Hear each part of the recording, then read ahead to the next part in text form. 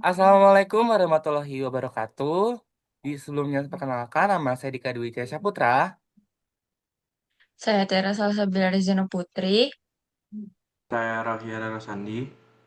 Kayak Ilham Ramadan Sitepuh. Saya Biometri Pendidikan. Di sini kami akan mempresentasikan guideline pada project, sistem modeling, optimizing, pengalengan cow milk production. Nah, untuk tugas besar pemodelan sistem, kawasan Pangalengan, Jawa Barat merupakan salah satu sentra produksi susu sapi terbesar di Indonesia. Ribuan sapi perah dipelihara oleh peternak rakyat Nggak ada yang mancing. yang tergabung dalam koperasi susu. Susu segar yang dihasilkan setiap hari dikumpulkan di pusat pengolahan koperasi sebelum diproses lebih lanjut menjadi berbagai produk olahan susu. Selain memenuhi kebutuhan industri dalam negeri, sebagian produk juga didistribusikan ke kota-kota besar seperti Bandung, Jakarta, dan Surabaya. Saat ini, Koperasi Susu Pangalengan (KSP) mengalami dua kawasan peternakan utama, yaitu Farm A dan Farm B. Produksi susu dari kedua farm memiliki karakteristik kualitas dan biaya operasional yang berbeda. Susu segar yang dihasilkan dapat digunakan untuk tiga tujuan utama, yaitu diproses menjadi susu pasteurisasi, dua diproses menjadi keju, tiga dijual sebagai susu segar premium ke industri makanan dan minuman di kota besar. Namun demikian, tidak seluruh susu memiliki kualitas yang cukup baik untuk diproses menjadi produk premium atau keju. Susu dengan kualitas lebih rendah hanya dapat digunakan untuk susu pasteurisasi biasa. Selain itu, kualitas susu sangat dipengaruhi oleh kondisi cuaca, kualitas pakan sapi, kesehatan sapi, dan jadwal pemerahan. Selanjutnya akan dijelaskan. Ilham.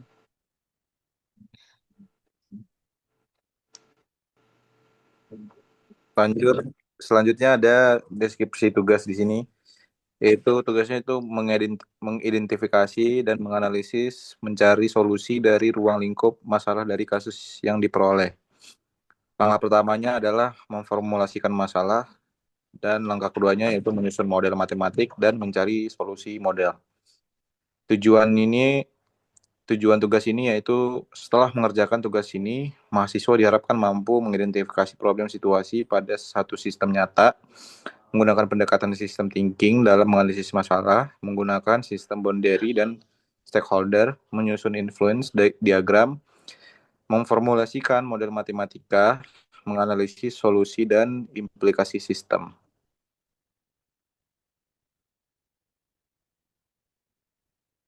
Lanjut.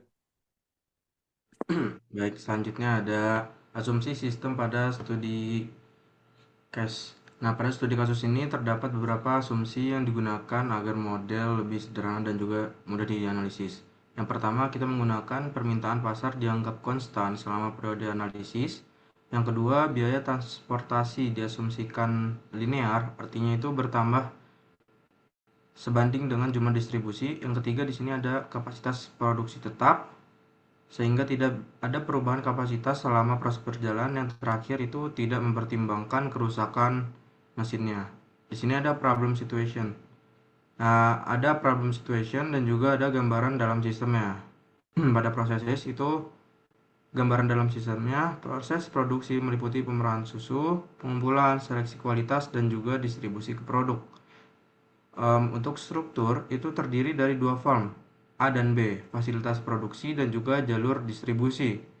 Untuk konflik itu gambaran dalam sistemnya, konflik antara keterbatasan kualitas susu versus dengan kebutuhan produk premium dan juga keju.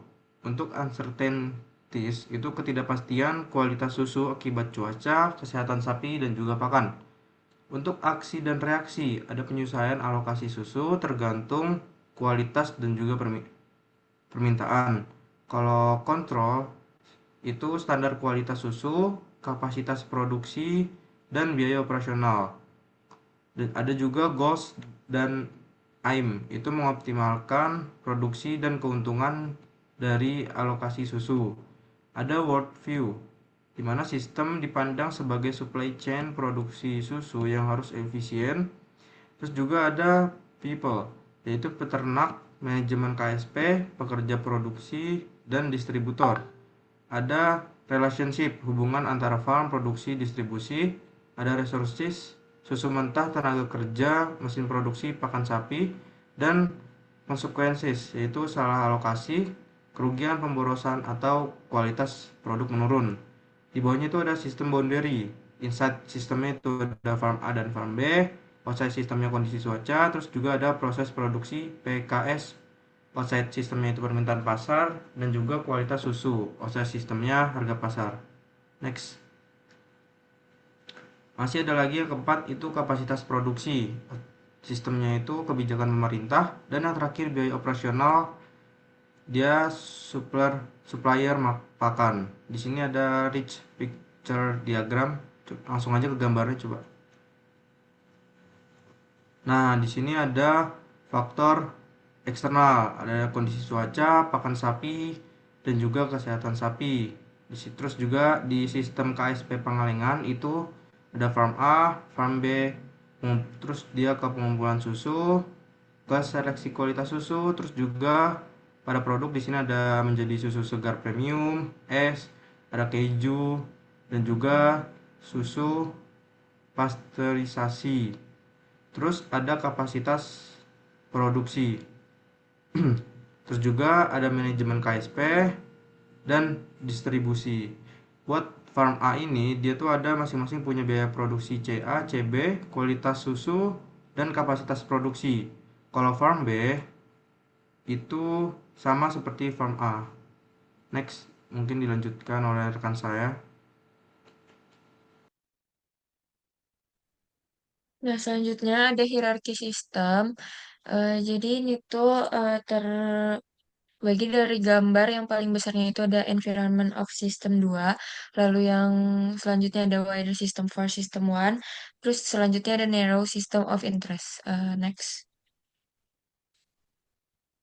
Lalu di sini yang pertama ada sistem satu yaitu narrow system of interest atau sistem inti yang dianalisis. Narrow system merupakan sistem operasional terkecil yang menjadi fokus utama penyelesaian masalah dan optimasi. Jadi pada kasus ini sistem intinya adalah proses pengolahan dan alokasi susu segar di fasilitas produksi Koperasi Susu Pangalengan untuk diubah menjadi 3 produk akhir yaitu susu pasteurisasi, keju, dan susu segar premium. Kinerja sistem ini diukur dari seberapa optimal alokasi tersebut memberikan keuntungan. Yang kedua ada wider system for system satu atau sistem yang lebih luas. Jadi pada kasus ini sistem yang lebih luas adalah operasional manajemen KSP secara keseluruhan.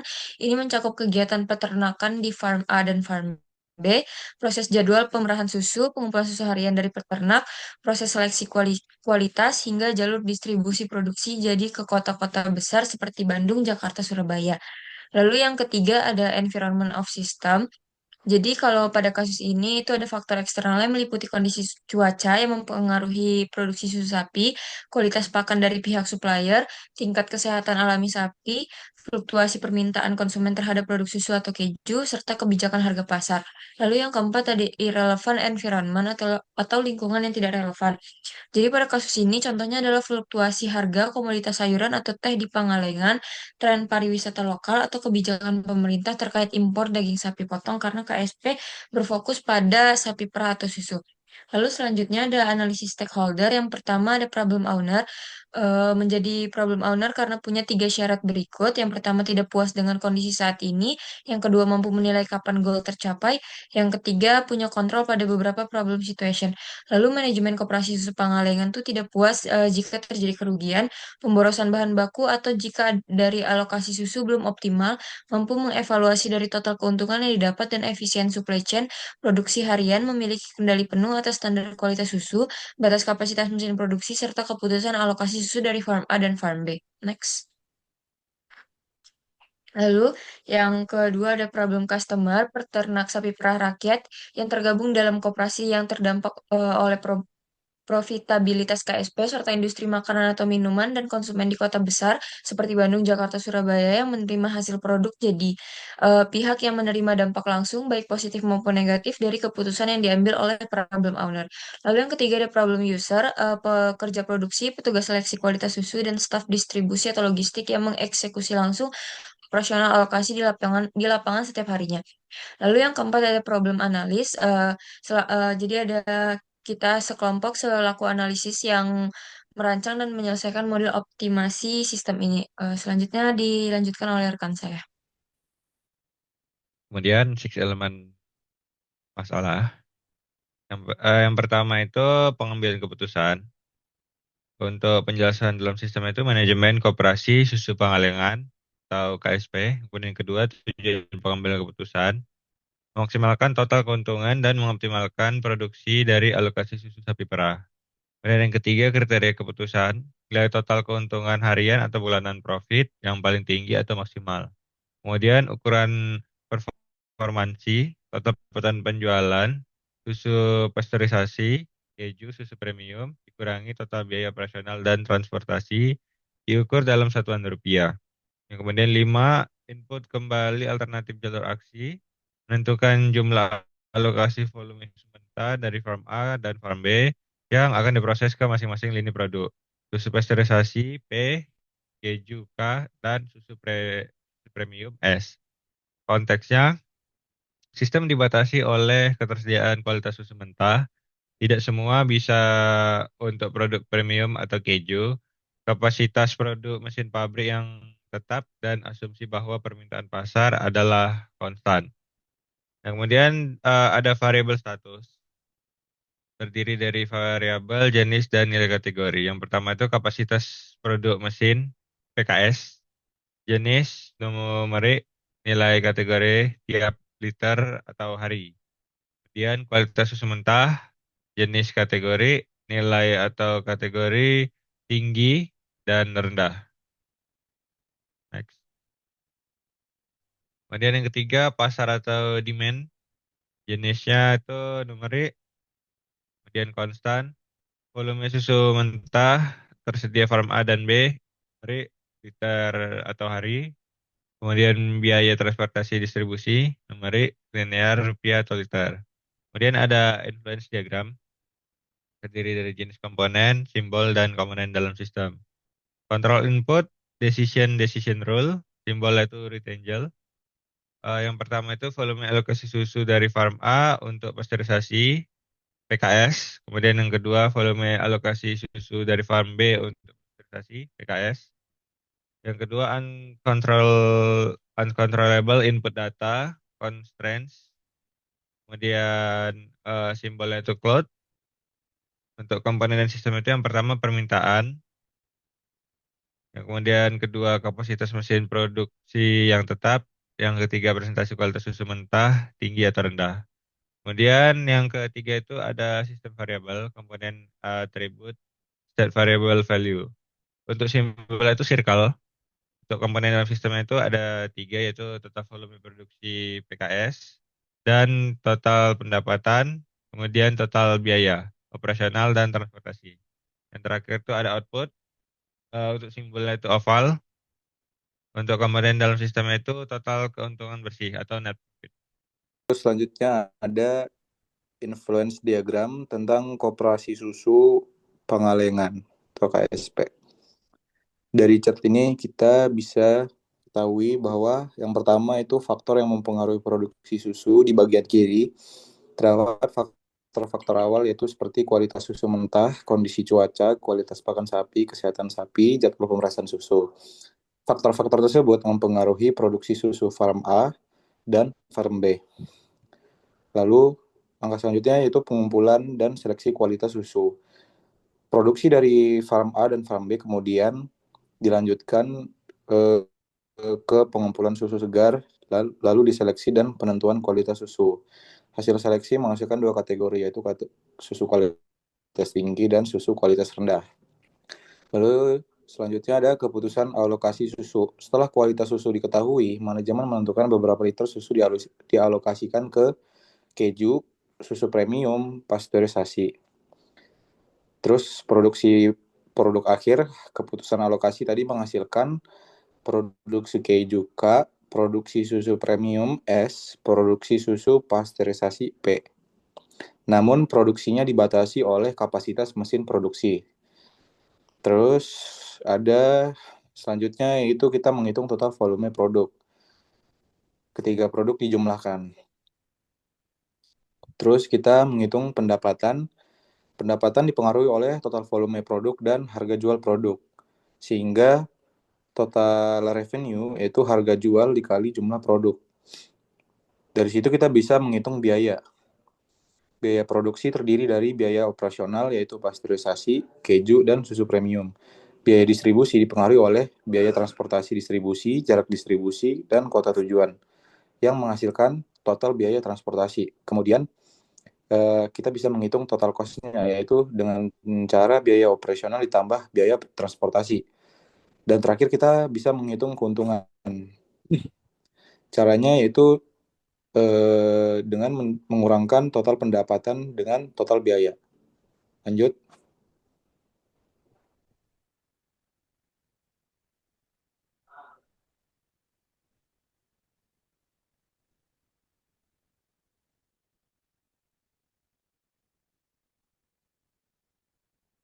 Selanjutnya ada interaksi sistem atau feedback. Nah, ada dua, yaitu ada interaksi dan dampak. Kalau demand naik, produksi naik, yaitu dampaknya biaya naik. Sedangkan permintaan susu premium naik, produksi susu premium meningkat, yaitu pendapatan meningkat. Permintaan keju naik, alokasi susu kualitas tinggi ke keju meningkat, biaya produksi meningkat. Kualitas susu mentah menurun, produksi keju dan susu premium menurun, dan dampaknya keuntungan menurun. Kualitas pakan sapi meningkat, kualitas susu meningkat, dampaknya produk premium bertambah. Kondisi cuaca buruk, produksi susu farm A dan B menurun, total volume produksi menurun. Kesehatan sapi memburuk, mempengaruhi kualitas dan kuantitas susu menurun, dampaknya pendapatan menurun. Jadwal pemerahan optimal, produksi susu meningkat, dampaknya total revenue meningkat. Biaya transportasi distribusi naik, total biaya meningkat, dampaknya net profit menurun. Kapasitas mesin produksi terbatas, jumlah produksi produk dibatasi, dampaknya permintaan tidak terpenuhi. Produksi total P plus K plus S meningkat, total pendapatan meningkat, dampaknya total keuntungan meningkat. Biaya operasional produksi naik, total cost meningkat, dampaknya profit berkurang. Alokasi susu ke produk premium meningkat, harga jual rata-rata meningkat, dampaknya revenue meningkat. Selanjutnya adalah model matematis. Nah, nomor satu ini ada simbol, keterangan, dan satuan. Untuk TC total cost rupiah per minggu, TR total revenue rupiah per minggu, NP net profit rupiah per minggu, XP volume susu untuk pasteurisasi liter per hari, XK volume susu untuk keju liter per hari, XS volume susu untuk susu premium liter per hari, CA produksi susu farm A liter per hari, CB produksi susu farm B liter per hari, CP kapasitas pasteurisasi liter per hari, CK kapasitas produksi keju liter per hari, CS kapasitas produksi susu premium liter per hari, BP biaya produksi pasteurisasi rupiah per liter, BK biaya produksi keju rupiah per liter, PS biaya produksi susu premium rupiah per liter, TP biaya transportasi distribusi rupiah per liter, HP harga jual pasteurisasi rupiah per liter, HK harga jual keju rupiah per liter, HS harga jual susu premium rupiah per liter, QH presentasi susu kualitas tinggi liter per hari, dan QR presentasi susu kualitas rendah liter per hari. Untuk rincian model matematisnya, max NP sama dengan TR min TC. Selanjutnya, untuk TR sama dengan HP dikali XP ditambah HK dikali XK tambah HS dikali XS. TC sama dengan BP dikali XP tambah BK dikali XK tambah BS dikali XS tambah TP dikali XP tambah XK ditambah XS. Sehingga fungsi objektif menjadi NP sama dengan HP min BP min TP XP plus HK min BK min TP, SK plus HS min BS min TP, XX. Untuk XP-nya itu volume susu pasteurisasi, XK volume susu untuk keju, SS dan volume susu premium. Solusinya sama dengan XP ditambah SK tambah SS kurang lebih dari sama dengan CA plus CB. Kendala kapasitas produksi, XP kurang lebih dari sama dengan CP, SK kurang lebih dari sama dengan CK, SS kurang lebih dari sama dengan CS. Kendala kualitas susu, produk keju dan susu premium menggunakan susu kualitas tinggi, yaitu SK plus XS kurang lebih dari sama dengan KIH di dalam kurung CA plus CB. Untuk susu kualitas rendah digunakan untuk susu pasteurisasi, XP kurang lebih dari sama dengan QR dalam kurung CA plus CB dengan QH plus QR sama dengan 1. Untuk kendala Non-negatifnya, seluruh variabel keputusan tidak boleh bernilai negatif, XP, XK, XS lebih dari sama dengan 0. Nah, untuk memperoleh solusi optimal, dilakukan simulasi menggunakan pendekatan linear programming dengan asumsi berikut. Produksi farm A 4.000 liter per hari, produksi farm B 3.000 liter per hari, total susu tersedia 7.000 liter per hari, persentase susu kualitas tinggi sama dengan 60%, persentase susu kualitas rendah sama dengan 40%. Untuk kapasitas produksinya, pasteurisasi sama dengan 3.000 liter, keju 2.500 liter, premium 2.000 liter. Asumsi keuntungan besi per liter, untuk pasteurisasi itu 2.000 per liter, keju 5.000 per liter, premium 6.000 per liter. Lalu kita hitung, nah untuk NP-nya itu sama dengan 2.000 dikali 2.800 ditambah 5.000 dikali 2.200 ditambah 6.000 dikali 2.000. Lalu totalnya menjadi 5.600.000 ditambah 11 juta ditambah 12 juta, dan untuk profitnya mendapatkan 28.600.000 per hari. Nah, kesimpulannya, masalah utama di koperasi susu Pangalengan adalah cara mendistribusikan susu mentah dari farm A dan farm B ke dalam tiga produk. Tujuannya adalah mendapatkan keuntungan maksimal sambil tetap memperhatikan batasan kualitas susu, kapasitas produksi, dan biaya operasional. Nah, berdasarkan model matematis yang dibuat dengan metode pemrograman linear yang menunjukkan ditemukan solusi terbaik. Alokasi produksi yaitu 2.800 liter untuk susu pasteurisasi, 2.200 liter untuk keju, dan 2.000 liter untuk susu premium dengan total keuntungan mencapai 28.600.000 setiap hari. Hasil ini menunjukkan bahwa produk premium dan keju adalah paling penting karena memiliki keuntungan yang lebih tinggi dibandingkan produk pasteurisasi. Faktor kualitas susu terbukti sangat berpengaruh pada kemampuan sistem untuk menghasilkan keuntungan maksimal. Semakin baik kualitas susu yang ada, semakin besar kesempatan untuk eh, profit meningkat jumlah produk yang memiliki nilai tinggi. Tujuan sistem untuk meningkatkan produksi dan memaksimalkan keuntungan bisa dianggap berhasil. Semua sumber daya susu dapat digunakan baik sesuai kapasitas dan batasan kualitas yang ada. Model ini juga memberikan pandangan yang lebih teratur dan logis mengenai keputusan produksi untuk manajemen KSP. Inti dari analisis ini adalah bahwa efisiensi rantai pasokan dalam produksi susu tidak hanya bergantung pada jumlah susu mentah yang dihasilkan, tapi juga sangat dipengaruhi oleh kualitas susu, kapasitas pabrik produksi, dan cara penyaluran produk. Karena itu, memperbaiki kualitas pakan, kesehatan sapi, dan cara pengelolaan pemerahan menjadi hal yang sangat penting untuk meningkatkan keuntungan dari sistem keseluruhan. Sekian dari kelompok kami. Mohon maaf jika ada kurang lebihnya. Wassalamualaikum warahmatullahi wabarakatuh.